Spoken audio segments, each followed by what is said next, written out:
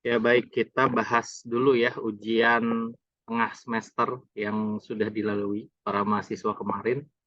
Nah, jadi di sini nomor satu itu soal tentang probabilitas ya, entah itu permutasi atau kombinasi. Kita coba lihat. Jadi nomor satu ini ada workshop yang memiliki 3 jenis mesin perkakas, ada mesin bubut, ada mesin Freise, dan juga mesin Gurdi. Di mana ketiga mesin ini itu bisa digunakan oleh 10 operator yang dimiliki workshop tersebut nih ya. Kenapa ada 10 Pak? Kenapa nggak 3 aja gitu? Nah, namanya mesin gitu ya, dia bisa dioptimalkan dengan baik kalau misalnya bekerja terus gitu ya, tidak ada waktu istirahat. Nah, dia bisa dioptimalkan secara baik. Nah, kan kalau misalnya cuma 3 operator kan namanya operator dia ya biasanya kerja itu cuma Senin sampai Jumat ya, dan di jam kerja aja gitu kan, Senin sampai Jumat dari pagi sampai sore. Jadi kalau misalnya sistemnya cuma 3 operator begini, berarti di weekday dari sore sampai pagi itu nganggur kan mesinnya ya. Weekendnya juga sama nganggur. Nah, untuk mensiasati hal tersebut ya, jadi dibutuhkan operator yang lebih banyak gitu kan, supaya kerja si mesinnya itu lebih optimal, bisa kerja pagi, siang, sore, malam gitu ya, dan juga bisa kerja di Sabtu dan Minggu. Sehingga 10 operator ini tuh kerja shift-shiftan ya, mungkin kalian juga ngalamin ya kerja shift-shiftan ya, seperti itu. Nah, jadi dari 10 operator ini bisa dibaca dengan jelas ya, ada total 10 operator. Nah, di antara semua operator yang ada 2 operator yang namanya, terdapat 2 operator yang namanya, yang satu namanya Gujo, Gujo, Gujo Satoru ya, dan juga Yuji. Nah, jadi ada 2 orang yang namanya Gojo dan Yuji. Nah, di sini ada 2 hal yang ditanyakan. Berapa total kemungkinan susunan operator yang mengoperasikan ketiga mesin secara bersamaan. Jadi ini pertanyaannya, ngerti nggak? Ada berapa sih kemungkinan susunan operator yang bisa mengoperasikan ketiga mesin secara bersamaan? Nah, susunannya kan bisa aja ya, dari 10 operator ini Gojo yang mesin bubut gitu kan, Yuji yang mesin race, Gurdi siapa gitu ya, sisanya lagi nih 8 orang lainnya gitu kan. Si A misalnya ya. Ini susunan pertama. Susunan kedua misalnya ya siapa gitu ya, si B, si C gitu kan. Ada banyak banget susunan gitu kan. Nah, kita pengen cari tahu ada berapa sih total susunan yang memungkinkan untuk kasus ini. Nah, pertanyaannya adalah pakai permutasi atau kombinasi. Masih ingat nggak? Ini pertemuan-pertemuan awal kuliah kita. Permutasi atau kombinasi nih total Kombinasi susunannya. Pak. Coba perhatiin, antara permutasi dan kombinasi itu kan ada perbedaan. Nah, di mana perbedaannya, kalau permutasi itu ketika susunannya kita ubah sedikit, dia menjadi skenario yang baru. Anggaplah si Gojo, Yuji, dan si A misalnya ya. Nah, kalau misalnya kita tuker, itu tuh bermasalah atau yang membuat skenario yang baru, skenario yang berbeda gitu. Kalau misalnya Yujinya di mesin bubut, bentar, ini, aduh, bukan, terus ganti baterai dulu. Nah, kalau misalnya si Yuji yang megang mesin bubut, si Gojo yang megang mesin fresh, itu skenario yang berbeda bukan? Beda Pak. Beda. Nah, kalau berbeda, skenarionya itu masuknya ke kasus Permutasi. permutasi. Itu ya, karena berbeda. Kecuali kalau semua mesinnya sama, mesin bubut semua gitu ya, mau ditukar Gojo yang mesin bubut pertama gitu ya, Yuji yang mesin bubut kedua, nggak masalah. Nah, itu kombinasi. Jadi ketika kita ubah susunannya, itu kalau menghasilkan skenario yang berbeda itu pakai permutasi. Kalau misalnya tidak menghasilkan skenario yang berbeda itu baru kombinasi. Saya kan waktu kuliah ngasih contoh ya, ngasih contoh dalam satu kelas gitu ya, akan dipilih ketua kelas, ada bendahara, ada misalnya ya si sekretaris gitu kan. Nah, kalau misalnya A, B, C ini ditukar gitu kan, itu bermasalah ya, beda skenario gitu. Itu pakai permutasi. permutasi. Terus kalau misalnya ya kasusnya beda nih. Jadi dari satu kelas akan dipilih 3 orang untuk study tour gitu. Ada A, B, C. Nah, susunan ini ditukar-tukar kan nggak masalah ya. Intinya mah 3 orang ikut study tour, nggak masalah mau posisi pertama, kedua, ketiga, nggak masalah. Nah, itu pakai kombinasi. Jadi kasus ini tepatnya pakai apa? Kombinasi atau permutasi? Permutasi, Pak. Permutasi ya, karena mesinnya beda gitu. Jadi kalau misalnya dioperasikan oleh operator yang berbeda, itu menghasilkan skenario yang berbeda juga. Jadi harus pakai permutasi gitu. Jadi total kemungkinannya itu adalah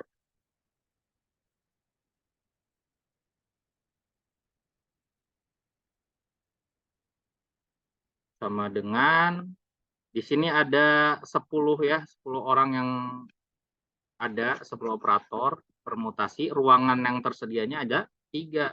Udah pakai kalkulator aja. 10 per 3 pakai kalkulator aja ya.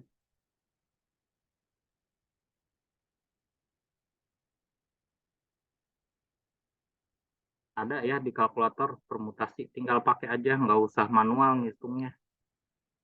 10 P 3, 720 total kemungkinan gitu.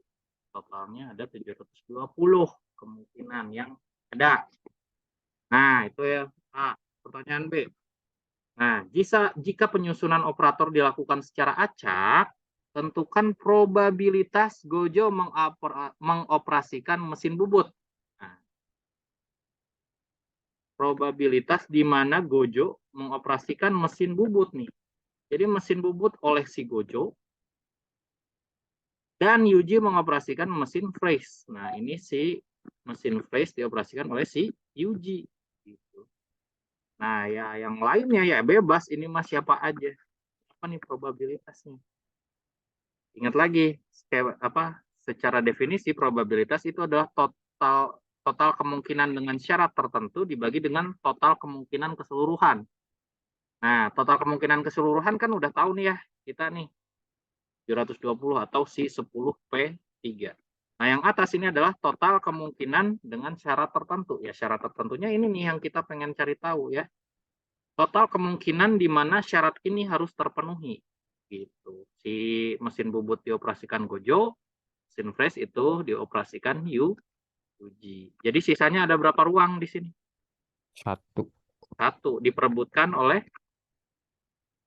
8 operator gitu ya, 10P3 di bawah. Jadi ini 8P1 gitu. Ya udah, berarti ini kamu hitung ini 8 per 720 atau ya 0,01 satuan lah ya. Gimana? Bingung nggak nomor 1?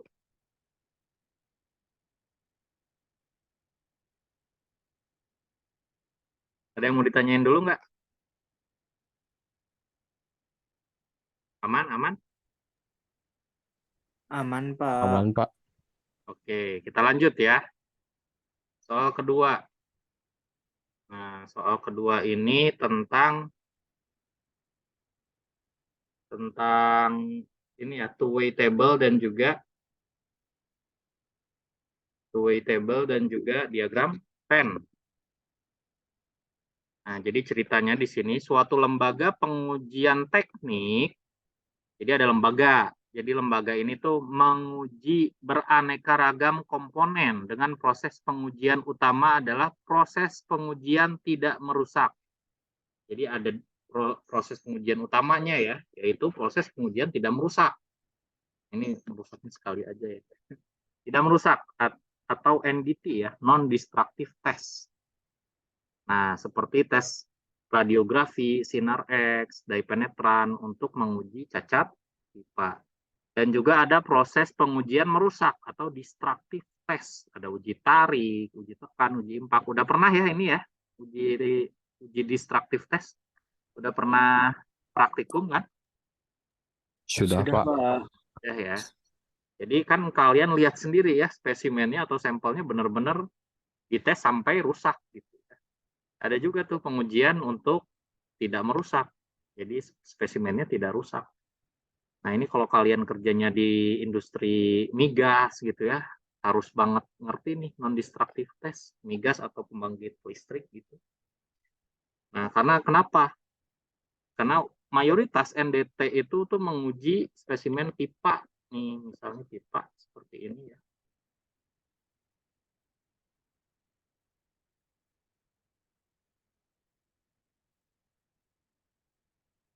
Nah, seperti ini. Kebayang nggak ini 3 dimensinya kayak gimana? Bayang nggak? Bayang, 3 dimensinya? Pak. Bayang, Bayang Pak. ya? Teknik mesin masa nggak bayang kayak gini teknik 3 dimensi ini. Nah, gini ya. Ini garis putus-putus yang nggak kelihatan. Pak. Nah, jadi non-destructive test ini nguji kalau misalnya pipanya itu ada keretakan gitu ya di sini, atau ada cacat kayak gelembung yang terjebak di dalam gitu. Yang utama sih retak sama ini apa? Retak sama karat kalau pipa. Nah, salah satunya itu misalkan tes radiografi sinar X gitu ya. Nah, jadi ada gelombang sinar X yang ditembakkan ke sini. Jadi dia bisa memperlihatkan citra di mana oh di sini ada lubang yang tidak diinginkan nih. Jadi ada lubang di sini gitu ya.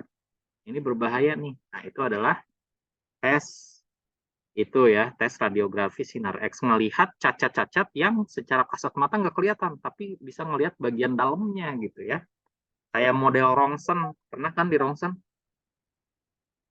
Pernah di rongsen? Iya, Pak. Pernah, Pak. Nah, bagian dalam badan kita kan bisa kelihatan ya, si bagian dalam kita, organ-organ tulang kita bisa kelihatan. CT scan juga seperti itu. Nah, ini juga sama. Juga ada dye penetran. Kalau dye penetran itu kayak kita ngasih zat fluoresan gitu ya, zat yang sensitif terhadap cahaya, ya lalu ditaburkan ke permukaan. Nanti bisa kita lihat mana nih kalau yang nyala berarti itu kan si cairannya masuk ke dalam ini ya, masuk ke dalam misalkan ada crack atau ada retakan gitu. Jadi bisa dilihat secara jelas. Itu dye penetran. Nah, kalau kalian kerja di industri migas, pembangkit listrik, kerjaannya tuh begini-begini banyak ya. Begini-begini. Jadi menguji apakah pipa-pipa yang ada itu masih layak untuk digunakan atau tidak. Karena jangan sampai pipa-pipa yang dimiliki oleh suatu industri itu gagal ya. Kenapa kalau gagal ya? Karena kalau gagal, coba bayangin di dalamnya ini tuh tekanan tinggi sekali kan. Tekanan tinggi sekali, bisa jadi temperaturnya tinggi atau temperatur sangat rendah gitu. Intinya kalau terjadi kegagalan itu bisa berbahaya dan mengakibatkan ya bisa jadi mengakibatkan banyaknya korban jiwa gitu ya kalau misalnya ini gagal gitu atau ya patah sampai meledak gitu. Jadi makanya ya kerjaan-kerjaan begini banyak yang dihargai dengan harga yang mahal gitu.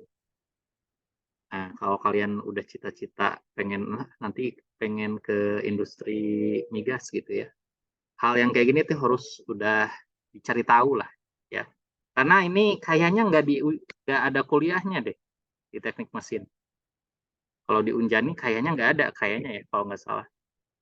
Kalau di ITB ada kuliahnya non destructive test dan itu juga kuliah pilihan bukan kuliah wajib. Seperti itu. Nah, jadi si industri itu kan ada 2 jenis tipe pengujian. Ada yang merusak, ada juga yang tidak merusak gitu. Dalam satu hari, pabrik tersebut menguji 400 komponen dengan informasi sebagai berikut. Nah, ini ya, ada 400 total komponen yang diuji pada lembaga tersebut gitu. Nah, dari sini kita harus paham nih bahwa 400 komponen ini bisa jadi diuji secara NDT ya, bisa jadi diuji secara DT, bisa jadi bahkan keduanya, bisa jadi tidak keduanya gitu ya. Itu yang harus dipahami terlebih dahulu. Nah, Di sini baru masuk ke poin-poinnya. Ada 245 komponen melalui proses pengujian NDT. Ya udah langsung kita buatkan way table-nya. Di sini misalkan NDT ya. Nah, ada yang melalui NDT, ada juga yang tidak melalui NDT. Berarti no NDT. Nah, ini mungkin yang bikin kalian bingung ya. Jadi, ini gimana sih maksudnya? Mungkin ada yang cuma DT, terus NDT gitu. Jadi, bingung bikin two-way table-nya kayak gimana. Seperti ini ya. Jadi, no non-destructive test. Jadi, ini artinya tidak melewati NDT. Itulah ya. Nah, ini DT dan juga ini no DT. Kayak gitu ya. Istilahnya terserah kalian. Ada yang nyebut bukan, itu boleh aja ya. Bukan, jadi bukan pakai no. Bukan NDT, itu boleh. Nah, di sini poin pertama kita tahu bahwa 245 komponen melalui proses pengujian NDT. Nah, berarti ini yang diketahui itu sebenarnya yang di sini. Total semuanya ya, 245. Ini yang melalui proses NDT. Jadi tidak peduli apakah melalui proses destructive test atau tidak gitu ya. Pokoknya total semuanya adalah 245. Nah, terus ada 120 komponen melalui proses NDT juga DT. Nah, ini keduanya. Berarti NDT iya, DT iya. Berarti di sini ya. 120. 120. Juga ada 20 komponen tidak melalui proses manapun ya. Jadi di sini ada 20. Sampai sini ngerti nggak? Paham, Pak. Ya udah tinggal dilanjut. Sisanya tinggal kita isi ya. Nah, karena kita tahu jumlah total semuanya itu adalah 400, ini kalau dijumlahin 400 nih. Gitu ya. Berarti ini berapa? Ini berapa nih? 245 tambah berapa biar jadi 400? 100? Berapa? 50? 155. 55. Oke. Sekarang kita cari yang ini. 120 ditambah berapa biar jadi 245? 125. 125. Nah, sekarang tinggal yang ini. Nah, 20 ditambah berapa supaya jadi 155? 130. 35. Terus kita bikinlah diagram Venn-nya ya. Udah tinggal seperti ini. Ini 400 total semuanya. Ini adalah lingkaran NDT misalnya ya. Ini adalah lingkaran. Nah, tinggal kita isi ini berapa nih? Yang melalui NDT doang. NDT doang. 125. 125. Ini ya NDT doang. Berarti ini 125. Yang ini dua-duanya berapa? 120. 120. Yang ini DT doang berapa? 135. 35. Yang ini tidak keduanya, yaitu 20. Itu ya, ini yang A. Terus yang B, probabilitas terpilihnya komponen yang tidak melalui proses pengujian NDT. Tidak ya, tidak melalui. Berarti no NDT. Jadi ini ditanyanya berapa sih probabilitas no NDT? Ya udah, berarti ini di bawahnya pasti total keseluruhan ya. Total keseluruhan komponen ada 400. Yang ini adalah yang no NDT. Totalnya ada berapa? Ini kan no NDT ya. Totalnya ada 155. Seperti itu. Mau dibikin desimal juga boleh. No NDT. 155. Lanjut. Yang C. Berapakah peluang terpilihnya komponen yang melalui proses pengujian NDT atau ini sebenarnya tidak melalui ya, tidak melalui proses pengujian DT. Jadi kalau misalnya ditulis itu adalah yang melalui proses NDT, berarti ini NDT, atau tidak melalui proses pengujian DT, berarti ini no DT. Kayak gitu. Nah, karena udah saya jelaskan juga ya untuk logika atau, ya udah tinggal kita mainin polanya aja. Berarti ini adalah P dari NDT ditambah P dari no NDT dikurangi P dari NDT dan no DT. Seperti ini. Ini ingat ya, yang dulu pernah dijelasin nih. Kalau misalnya ada A, B gitu ya. Kalau misalnya kita nyari semuanya nih, ya kan kalau atau semuanya kita lihat nih. Berarti ini adalah PA. Misal ditanya adalah PA atau B. Adalah PA ditambah P, B dikurangi P, A, dan B. Kita ngikutin pola ini. Percis, ceplak gitu ya. Ke sini, ke bawah. Ya tinggal dilihat, tinggal dihitung ya. Berarti PNDT-nya berapa? Total yang melalui proses NDT berapa?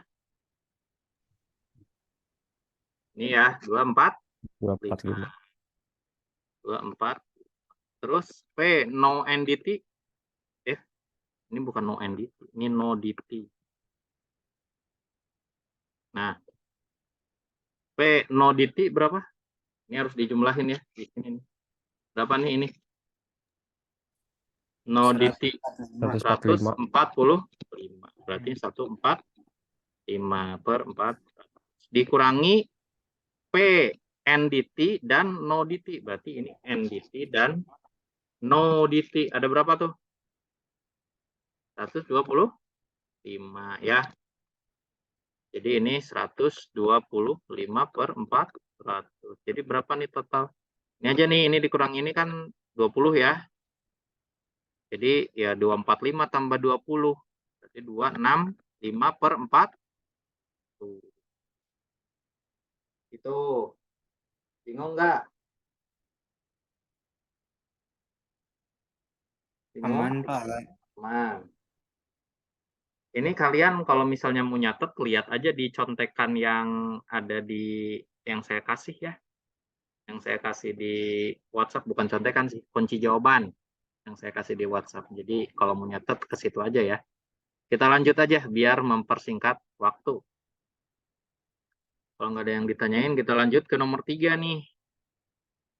Kita lanjut ke nomor 3. Ini nomor 3 yang paling besar ya poinnya. Tapi ya kerjaannya juga lumayan paling banyak sih.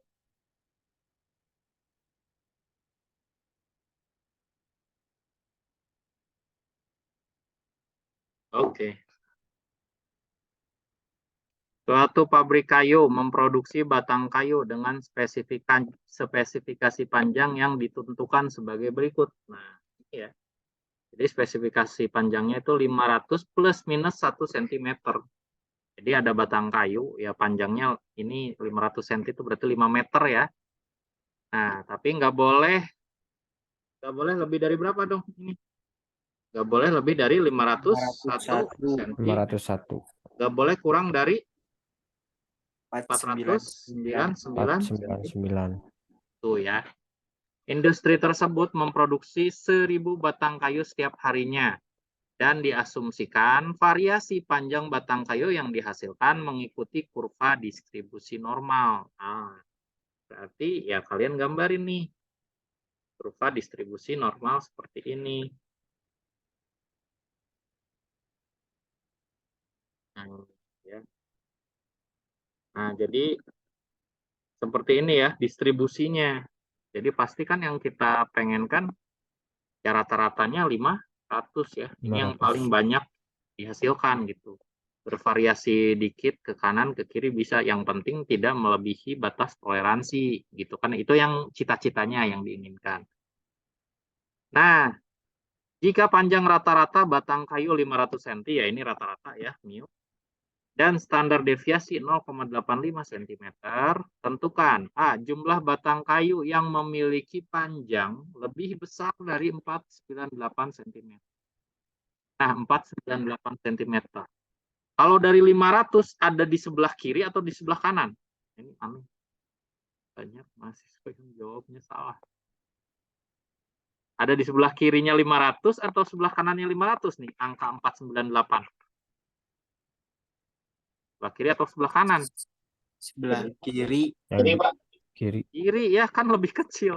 Kalau kamu ngitung 1, 2, 3, 4, 5, terus semakin ke kanan semakin besar. Karena ini 498 lebih kecil dari 500, ya harus ditaruh di sebelah kiri ya. Banyak banget mahasiswa yang naruh di sini loh, 498. Aduh, ini gimana? Di sini ya, itu 498 tuh di sini. 498. Yang ditanya gimana? Jumlah batang kayu yang memiliki panjang lebih besar. Nah, berarti yang ditanya wilayah kanan atau wilayah kiri? Wilayah kanan atau wilayah kiri? Kanan, Pak. Kanan. Kanan ya. Jadi yang ditanya semua batang yang memiliki panjang lebih besar dari 498. Nah, kalian gambar gini doang ini punya poin kalau bener gambarnya ya. Ada poinnya loh. Lumayan tinggi nih. Gambar gini doang. Kalau di mata kuliah MKM tuh diagram beda bebasnya ini gitu ya. Nah, dari sini ya udah tinggal kita lihat ya berapa sih z-score-nya gitu kan. Berarti z-score-nya di sini adalah 498 dikurangi 500 dibagi standar deviasinya 0,85. Berapa nih? Negatif ya.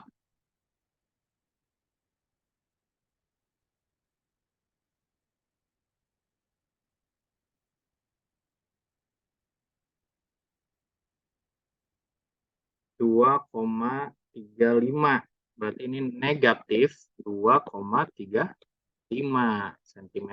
Ini si z-score-nya. Kita cari tahu persentilnya. Berapa ini? Lihat ke tabel ya.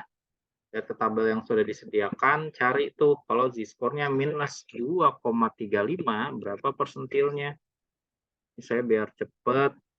Kita lihat di sini aja ya. Z-score-nya itu adalah si persentilnya ya itu adalah 0,0094. Ini hasil lihat dari tabel ya. 0,0094. 0,0094.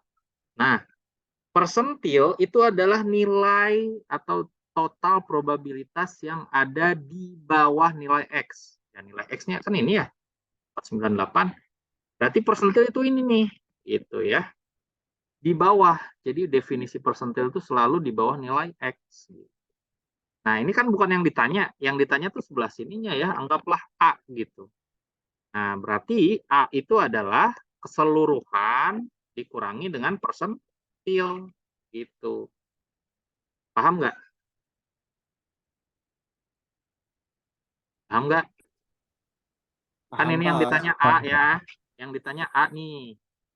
Nah, yang kita tahu tuh persentil. Jadi kalau mau tahu A gimana caranya? Ya berarti semuanya dikurangi persentil ya. Semuanya itu adalah 1. Jadi 1. A itu adalah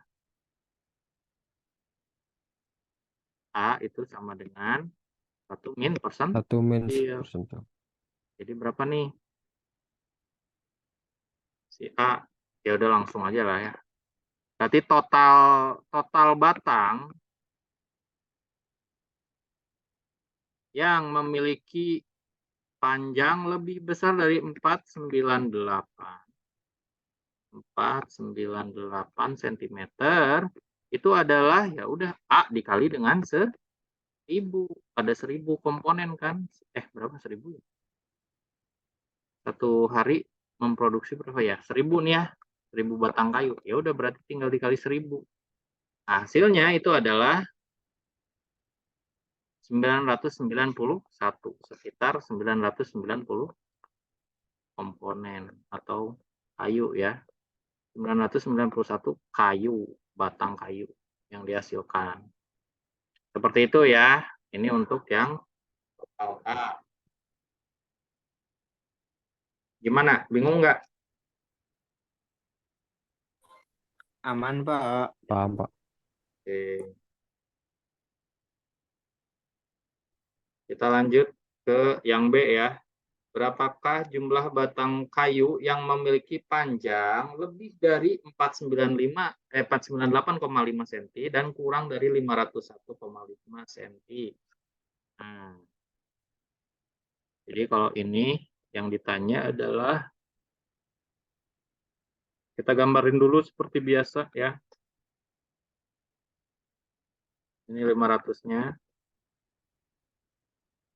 Nah, tadi lebih besar dari 498,5. Let's say 498,5 itu di sini ya. 498,5. Nah, berarti lebih besar itu ke arah kanan ya. Dan kurang dari 501,5. Nah, ini 501,5. Kurang dari, berarti sebelah kiri. Nah, berarti yang ditanya yang sebelah sini. Yang tengah-tengah ini ya. Tengah-tengah. Nah, gitu.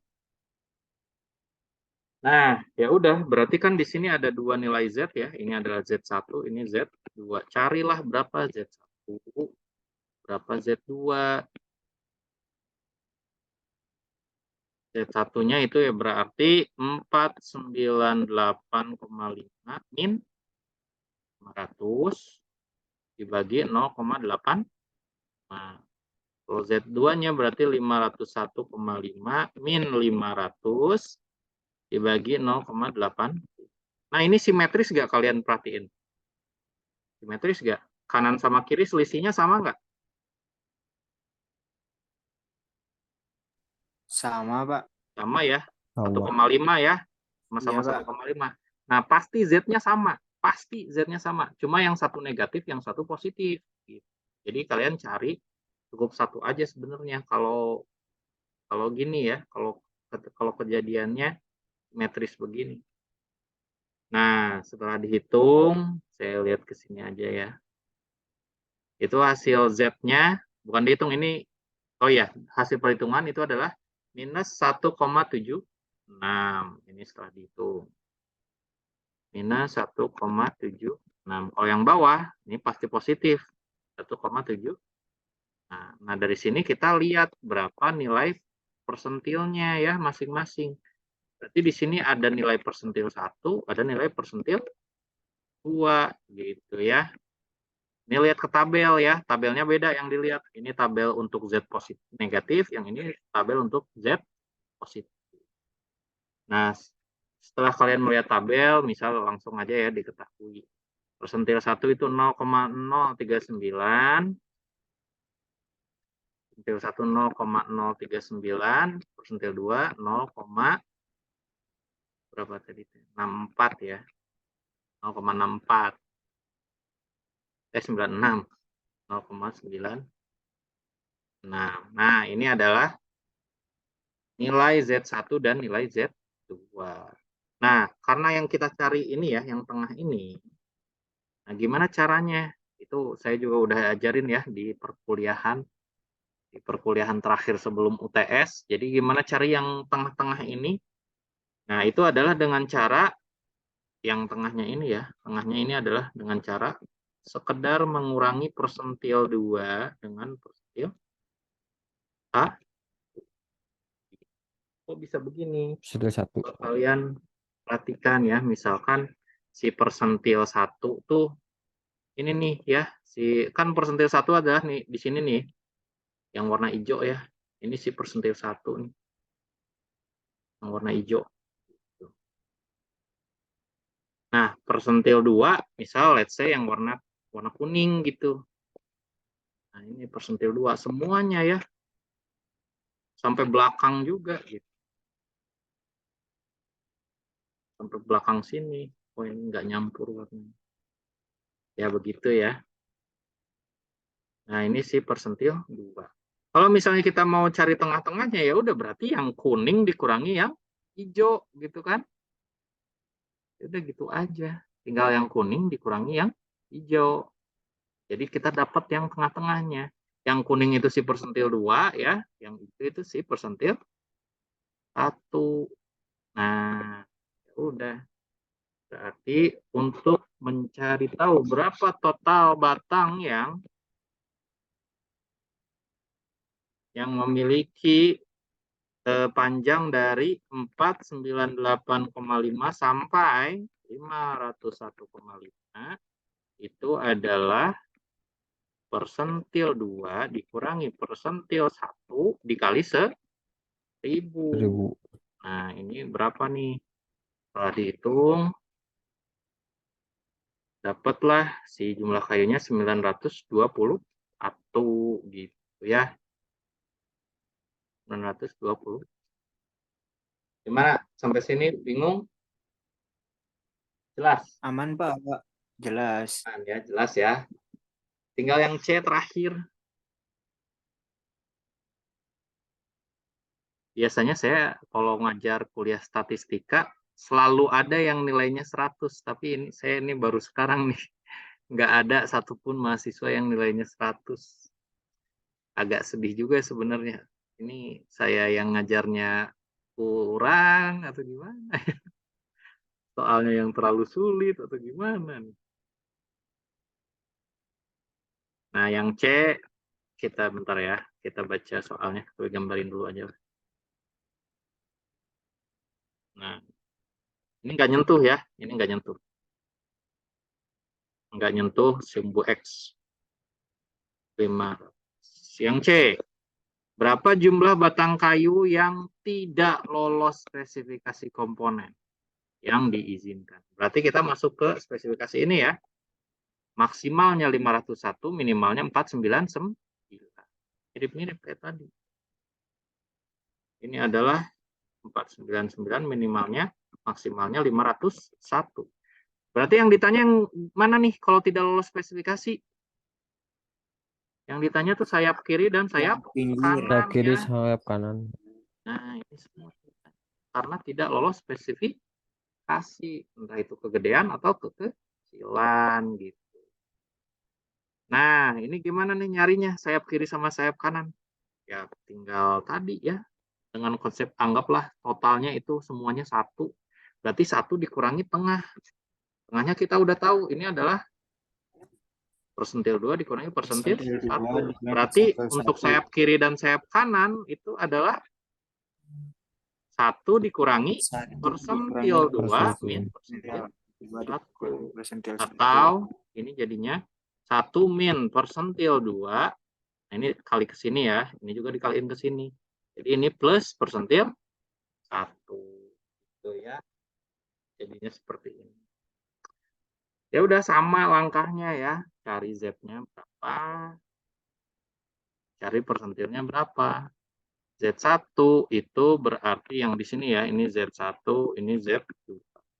Z1 499 min 500 dibagi 0,85. Ini karena sama-sama simetris ya, juga pasti sama nilai Z-nya. Beda hanya plus minusnya saja. 501 min 5. Berapa tuh? 1,18. 1,18. Ini minus ya, yang ini. Minus 1,18. Yang ini plus 1,18. Dilihat ke tabel nih, berapa persentilnya. Persentil 1, ini persentil 2. Setelah lihat ke tabel, ya singkat cerita. 119.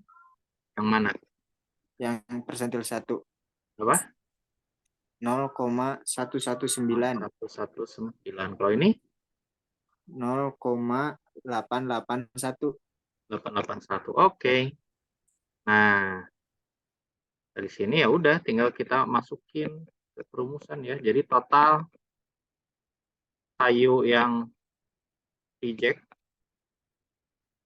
itu sama dengan 1 min persentil 2 plus persentil 1 dikali 1000 gitu. Ya udah berapa nih totalnya yang tidak lolos spesifikasi?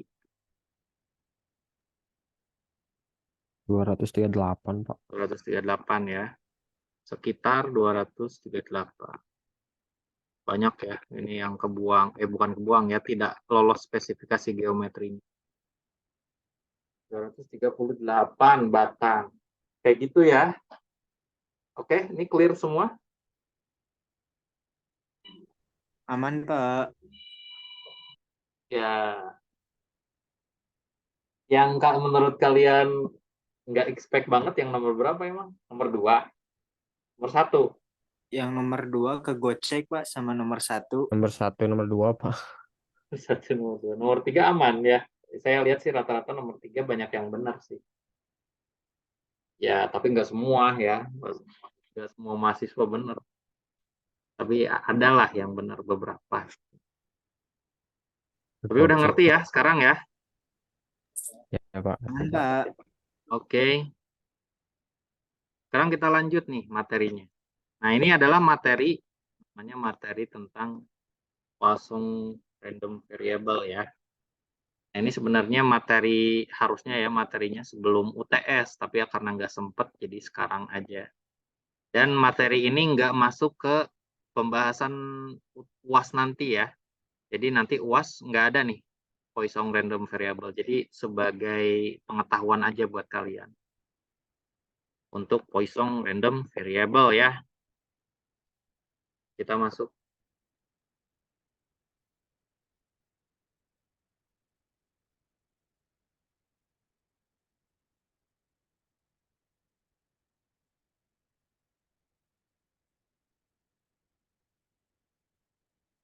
Nah, jadi ini merupakan salah satu jenis random variable juga ya, yang sifatnya diskrit, mirip-mirip binomial.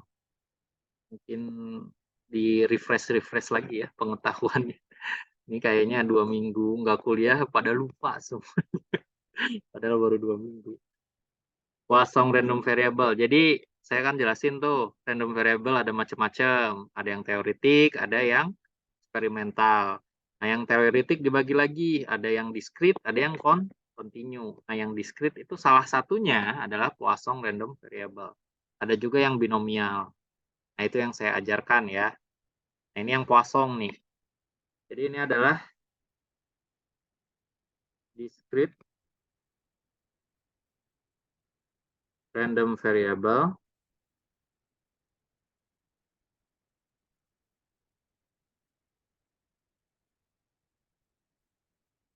yang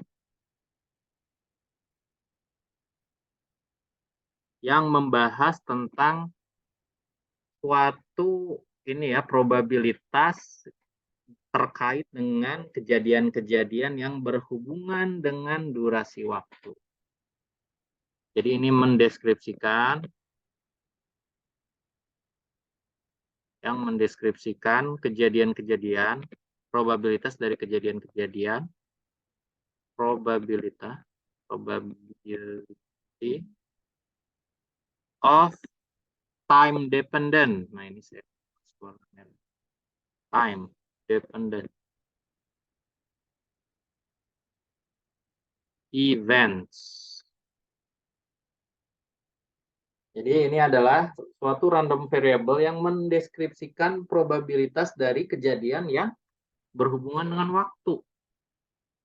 Nah, ini itu berhubungan dengan waktu tuh ada, jadi ada durasinya ya.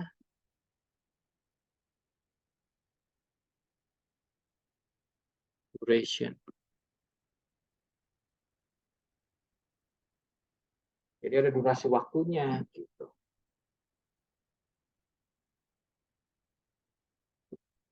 Nah, maksudnya gimana, Pak? Tapi sebelum saya masuk ke contoh ya, persamaannya dulu. Jadi persamaan Poisson random variable ini nggak usah dihafal, saya juga nggak hafal. Kalian googling juga bisa langsung dapat ya. Nah, persamaannya seperti ini. Px sama dengan lambda pangkat x dikali eksponensial pangkat minus lambda dibagi dengan x faktorial. Nah, jadi ini secara persamaan kalian tuh saya ajarin nggak usah ngafalin ya. Jadi rumus-rumus gitu nggak mesti dihafalin ya. Sama sekali nggak mesti. Kenapa? Karena yang utama tuh cara pakainya dan kapan dipakainya gitu. Itu yang paling penting. Jadi ini fungsinya apa paham gitu ya. Kapan mesti dipakai gitu. Itu paham. Kalau misalnya hafal tuh nggak penting, sama sekali nggak penting ya hafal tuh. Kalian bisa googling, gampang banget cari buku buat lihat formulanya apa gitu. Gampang. Yang susah tuh pemahaman, yang sulit menurut saya ya. Jadi jangan biasakan menghafal, biasakan memahami. Jadi PX itu tadi adalah lambda pangkat X dikali E pangkat minus lambda dibagi dengan X faktorial. Kita cek lagi takutnya ada yang salah. Oke, sama. Nah, di mana lambda itu adalah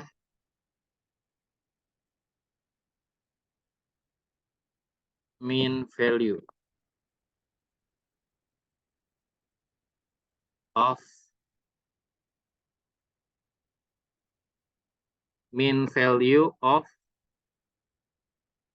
bukan of, in certain duration.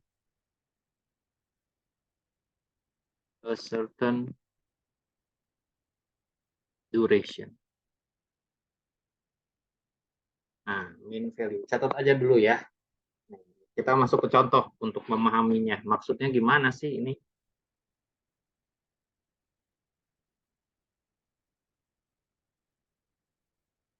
Silakan dicatat dulu.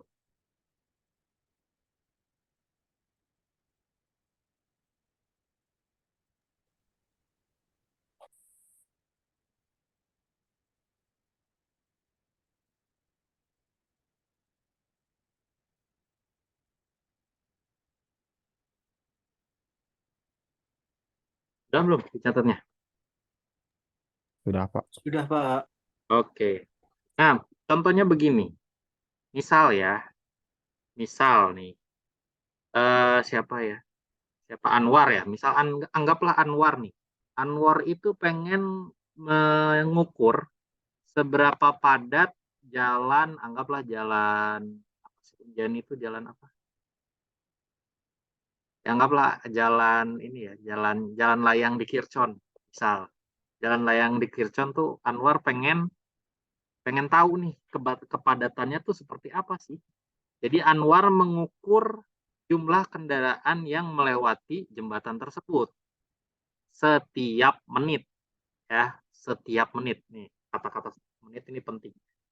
Jadi Anwar mengukur kendaraan-kendaraan yang melewati setiap menitnya. Anggaplah Anwar mengukur di hari kerja gitu ya, siang hari, dan diukur selama 1 jam penuh ya. Berarti Anwar punya berapa data tuh kalau 1 jam? Ada berapa data? 60. 60, betul. Karena ngukurnya setiap menit ya. Misalkan menit pertama, oh ternyata menit pertama ini ada 7 kendaraan yang lewat. Menit kedua misalkan 5 kendaraan. Nah, berarti ada banyak ya, ada banyak data. Misalkan menit ke-10 ada 2 kendaraan doang gitu. Ada menit-menit tertentu yang bisa sampai 10 kendaraan per menit. Nah, intinya Anwar memiliki 10 data nih, 10 data. Nah, 10 data ini kan tersebar ya, tersebar bisa jadi datanya tuh mirip-mirip sama Gaussian random variable gitu kan, yang datanya mirip-mirip gitu. Ini rata-ratanya nih, anggaplah rata-ratanya ada 6 kendaraan yang lewat dalam 1 menit gitu kan. Nah, semakin ke kiri gitu ya, semakin kecil kemungkinannya. Misalkan ya ini ekstrimnya 0 kendaraan gitu ya. Sama sekali nggak ada kendaraan yang lewat dalam 1 menit. Bisa jadi ya, pas lagi sepi-sepinya. Tapi kan kemungkinannya kecil banget. Probabilitasnya kecil banget.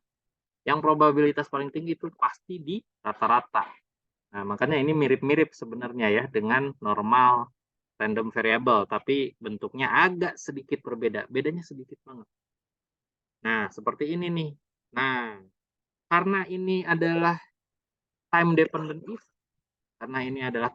event, maka model Poisson ratio itu yang paling akurat ya, model yang paling akurat untuk memodelkan kejadian seperti ini karena dia time dependent atau berhubungan dengan waktu gitu.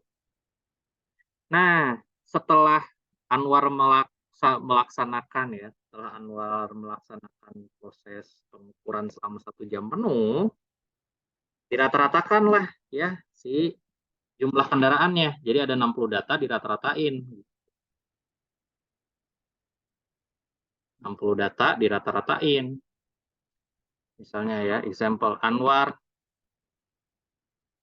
mengukur kepadatan dari the density, density of misalnya the bridge, density, vehicle density atau kepadatan kendaraan, atau car lah, mobil ya, kalau motor nggak dihitung. Car density, Anwar measure the car density of Kirchhoff's bridge. Kirchhoff bridge. Nah, jadi diketahui nih mean value-nya, jadi udah dihitung ya, udah diukur terus dihitung rata-ratanya ya. The mean value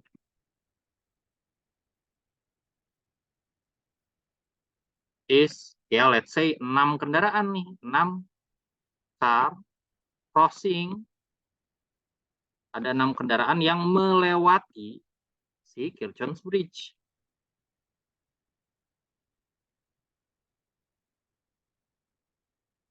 Per menit. Nah, ini each minute atau per minute.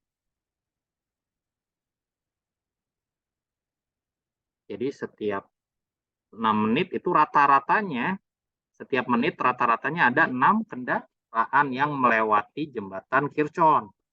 Gitu. Nah, kita pengen tahu nih, dengan model Poisson random variable, jadi tuliskanlah atau gambarkanlah peta distribusi probabilitas yang ada. Jadi perintahnya di sini, draw probability chart from X sama dengan 0 sampai X sama dengan ya misalnya 10 ya. Jadi kita pengen tahu nih, berapa sih probabilitas kalau misalnya X sama dengan 0 itu artinya tidak ada kendaraan yang melewat sama sekali dalam 1 menit. Sampai X sama dengan 10. Kalau X sama dengan 10 itu adalah dalam 1 menit itu melewat 10 kendaraan yang lewat jembatan tersebut. Kita pengen tahu probabilitasnya kayak gimana gitu ya. Nah, ini karena dia time dependent atau per menit, berarti kita modelkan dengan Poisson random variable. Ya udah, misal keadaan X itu dia bernilai 0 kalau misalnya if no cars crossing the bridge per menit. X bernilai 1 kalau misalnya if one car crossing the bridge per menit. Dia bernilai 2 ya kalau misalnya ada 2 mobil yang melewati bridge per menit. Sampai 10. If 10 cars melewati bridge per menit. Nah, kita pengen tahu nih dari 0 sampai 10 gitu ya. Silakan dicatat sambil dicatat ya.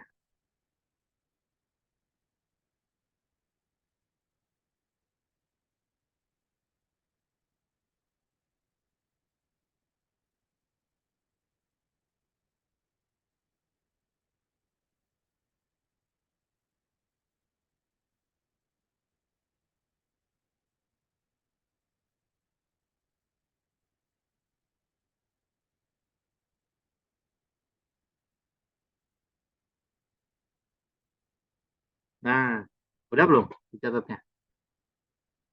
Sudah, Pak. Oke. Nah, ya udah tinggal kita hitung satu-satu ya. Dari X sama dengan 0 sampai X sama dengan 10. Jadi, kalau misalnya probabilitas tidak tidak ada kendaraan yang lewat jalan tersebut dalam 1 menit gitu ya. Ini berapa sih probabilitasnya? Kita pengen tahu. Ya udah, tinggal kita masukin lambda pangkat X, kita masukin ya. Nah, ini lambdanya nih yang diketahui ya. Itu 6. 6 pangkat X, X-nya 0 ya. 6 pangkat 0 dikali eksponensial pangkat minus lambda, minus 6, dibagi dengan X faktorial. Ini 0 faktor. Tinggal masukin aja ke kalkulator ya. Tahu nggak gimana nih yang eksponensial?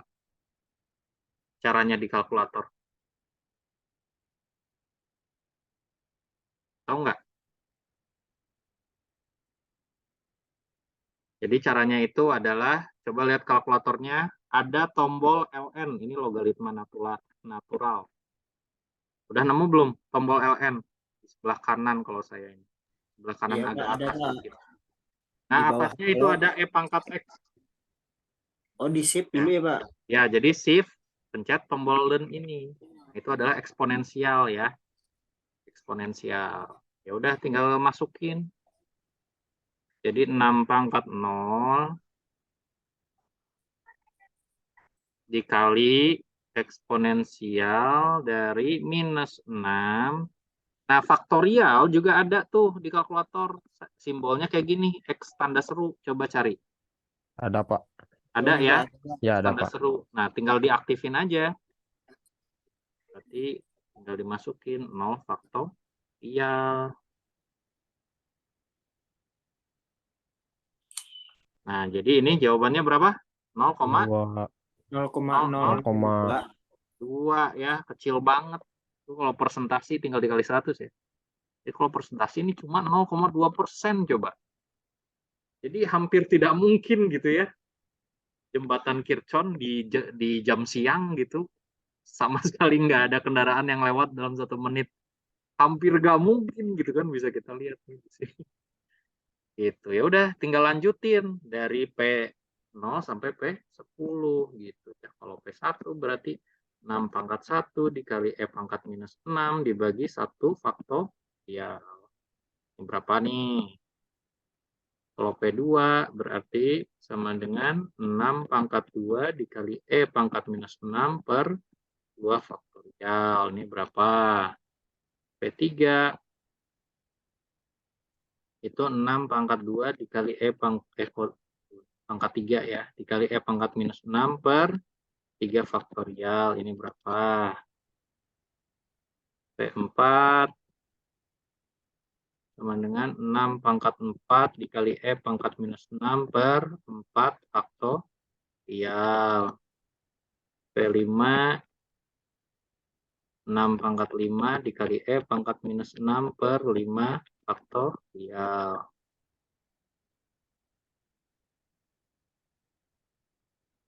P6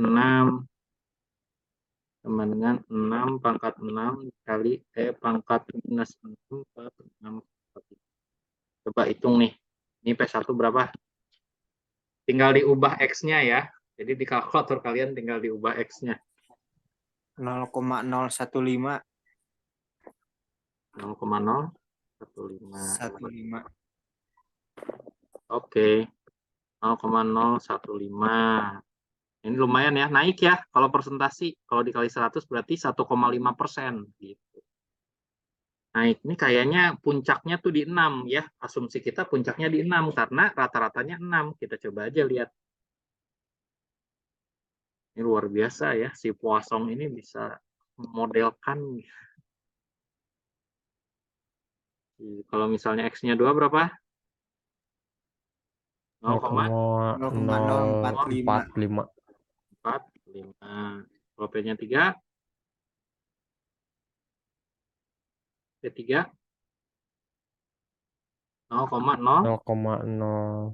0,089. Kalau P4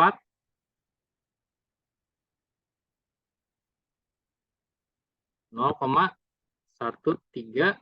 134 134. Ya. P5 ini naik terus ya, kelihatan ya trennya ya. 0,16. 0,16. Kalau P6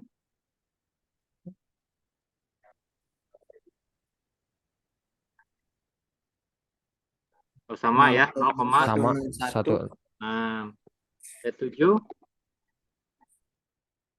6 per 7. Ya, P7 ini pasti turun nih. Pasti 0,137 Pak. 138. 138 ya. 138. 0,8 dibulatkan ya, nggak apa-apa. Ya. P8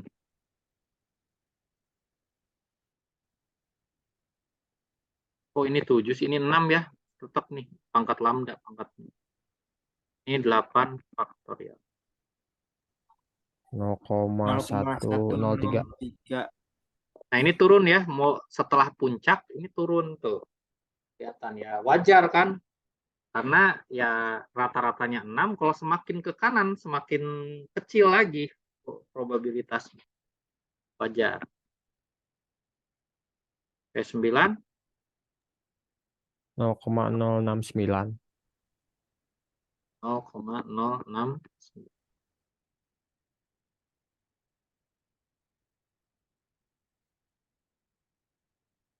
Oke, terakhir P10 0,041 Pak. 0,041. 41. Nah, coba lihat ya di sini. Yang paling tinggi tuh dua nih, P5 sama P6. Kalau persentasi itu 16%.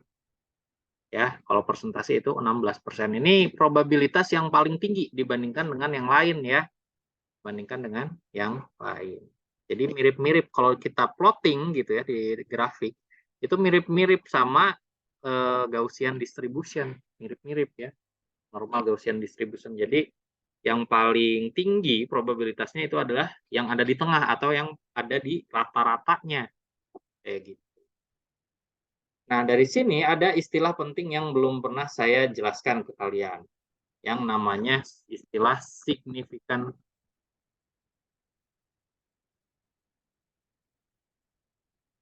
level. Nah, istilah signifikan level ini adalah tingkat kewajaran dari suatu kejadian itu muncul. Nah, dari sini kan berarti ada kejadian yang wajar, ada kejadian yang tidak wajar ya. Nah, biasanya di dunia ini, di bumi ini, kita anggap signifikan level itu 5%. Minimalnya ya, batas kewajaran itu 5%. Jadi kalau misalnya probabilitasnya di bawah 5%, kita anggap itu tidak wajar. Ya. Kalau di bawah 5%, kita anggap tidak wajar. Ini perjanjian nih, perjanjian antara peneliti gitu ya. Kita tentukan aja lah. Pokoknya kalau di bawah 5%, itu berarti kejadiannya itu kejadian yang kebetulan doang, tidak wajar. Coba kita lihat mana nih yang di bawah 5%. Nah, dari P0 sampai P, nah ini nih, sampai P2 ya. Aduh. Nah, terus kalau misalnya di atas 6, nah ini yang tidak wajar ya. Ini tidak wajar, berarti yang wajar tuh yang ini doang. Dari sini sampai, nah ini nih, nilai-nilai yang ini dinyatakan signifikan atau wajar. Kalau bahasa Indonesianya kita anggap wajar aja ya, yang enak diterjemahin wajar ya. Ini juga signifikan. Kalau yang ini non signifikan. Non signifikan. Ini juga non signifikan. Coba kita lihat. Ya berarti angka yang wajar itu adalah dalam 1 menit itu yang lewat mobil 3 sampai 9. Ini adalah angka yang wajar dalam 1 menit melewat minimal 3, maksimal 9. Ini angka yang wajar. Kalau kurang dari 3 tidak wajar ya, terlalu sepi gitu. Kayak wah ini kayaknya something happen gitu ya. Kok sepi amat gitu. Ini ada apa gitu. Bisa jadi ya karena ya ada keluarganya pada sakit ya, kayak apa, ada pandemi, atau kayaknya ada kejadian khusus gitu ya kalau misalnya kurang dari 3 mobil yang lewat dalam 1 menit gitu. Nah bisa juga kalau di atas 9 itu nggak wajar gitu, Ini terlalu padat nih. Gitu. Ada apa? Bisa jadi ada penyebabnya gitu ya. Jadi ini adalah nilai kewajaran dari suatu kejadian yang dinamakan dengan signifikan level. Nah, signifikan level ini itu berlaku untuk semua random variable ya. Jadi nggak cuma kosong doang, nggak. Semuanya berlaku. Intinya kalau di bawah 5%, berarti tidak signifikan. Yang artinya tidak wajar. Bisa jadi karena kebetulan gitu kejadiannya.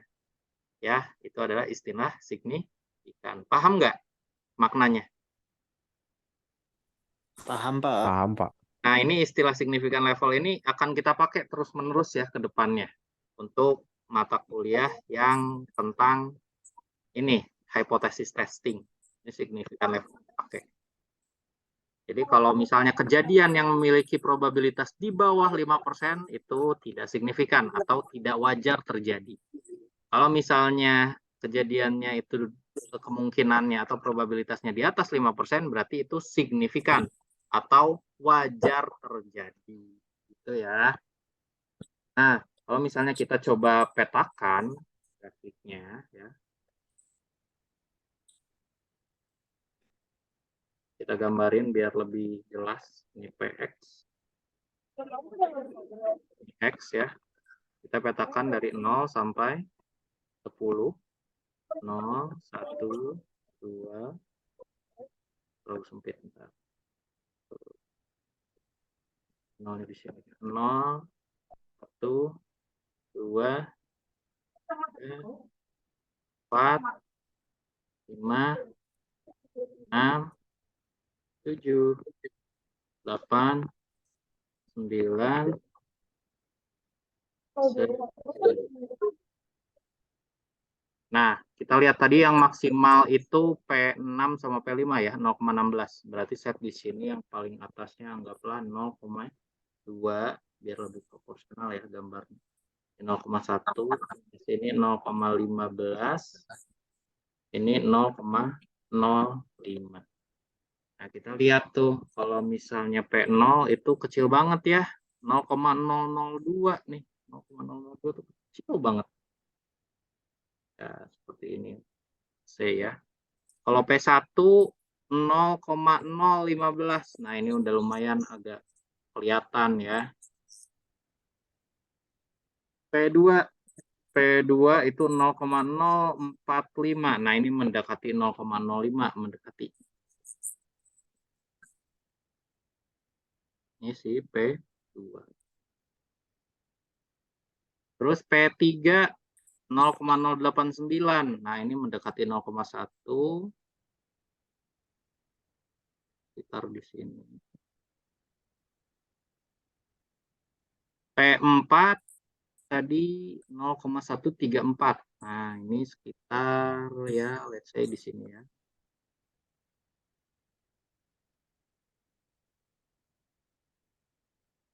P5 nih yang paling besar 0,16 ya. Di sini. P6 juga sama.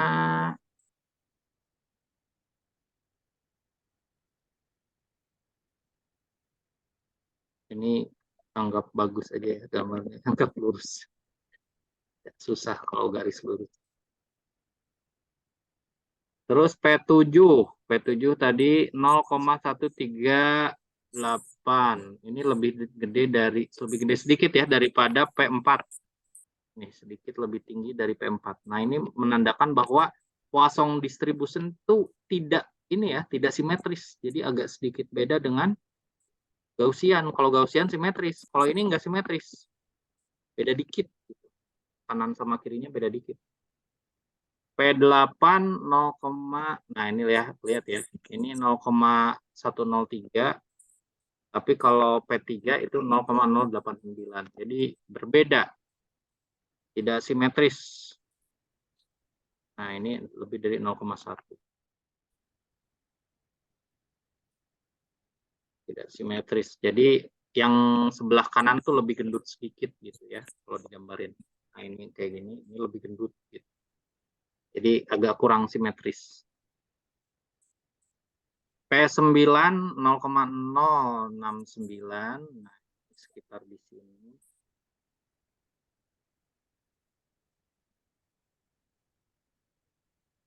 E10 0,041 di sini ya, 0,041. Nah, kelihatan ya kalau kita coba modelkan. Nah, begini ya. Nah, ini akan terus ke sana ya, nggak bakal menyentuh 0. Mendekati ke 0 tapi tidak akan menyentuh 0. Gitu. Sampai sini jelas? Kita absen Jelas, dulu Pak. ya. Jelas, Pak. Ada berapa yang masuk nih? Ada 12 yang masuk. Berarti absen.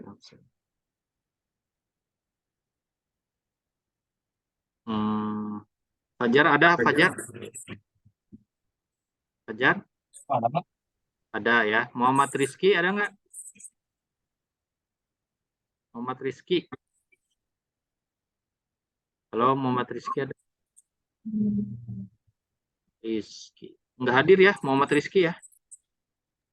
Nggak ada, Pak. Tidak ada kayaknya, Pak. Muhammad Kurniadi ada? Hadir, Pak. Fajar Sodik? Fajar. Ada itu, Pak, tapi mic-nya rusak katanya, Pak. Sip. Priyadi Ramdhani? Hadir, Pak. Resal? Hadir, Pak. Peggy? Peggy ada nggak? Hadir, Pak. Peggy hadir ya. Taufik ada ya. Muhammad Anwar, Hadir, Pak Anwar. Muhammad Fat, Wahyu Diarto, ada Fat ada nggak Fat? Nah, nggak ada ya nih ya Fat ya. Izin katanya, Pak. Oke. Tadi itu bilang. Wawan ada, Hadir, Pak. Gilang dua-duanya ada. Gilang Ginanjar hadir, Pak. Gilang Saputra ada. Kevin ada ya, Kevin ya. Kevin ada, oke. Sip ya.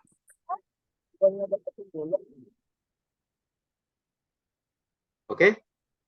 Ada yang mau ditanyain dulu sebelum saya akhiri kuliah hari ini? Cukup, Pak. Aman, Pak. Cukup jelas, Pak. Udah dicatat? Udah dicatat semua? Sudah, Pak. Sudah, Pak. Yang lain udah? Yang lain udah juga?